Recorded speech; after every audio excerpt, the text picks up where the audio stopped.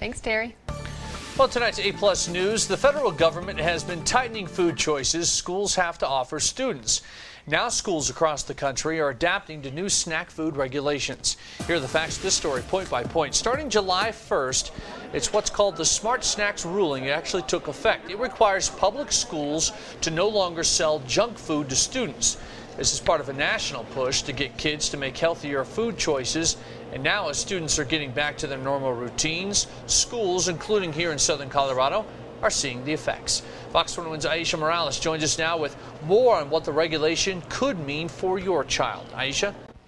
Joe, schools that have chosen to take part in this initiative now have to comply with the new guidelines, and it only applies to the food sold during school hours. The criteria is very specific. Districts like District 11 and Colorado Springs have embraced it. We also spoke to one school district that's chosen to stick to their own program, but it comes at a cost.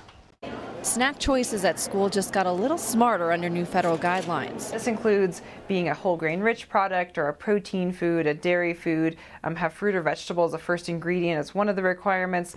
It also must have certain sodium, fat, calorie, and sugar requirements must be met. District 11 has chosen to follow the Smart Snacks initiative, but it says it has taken some getting used to. The new requirements have increased a lot of the administrative work behind the scenes, but in the long run, I do think that it will be beneficial to students for them to have access to healthy food while they're at school. District 38 high schools have opted out of the program. Turns out the students aren't so fond of it, and more food was ending up in the trash. Accounts have gone up now that we've gone off the program, and they seem to be happier. But this doesn't mean students don't have access to healthy food. We do some things such as price fruits lower than, say, the not so healthy choices to help students and economically incentivize them to eat the healthier choices. Opting out of the program gives students more freedom, and the schools can offer more of those choices, but there is a downfall. We lose the federal lunch revenues and commodity revenues for the high school.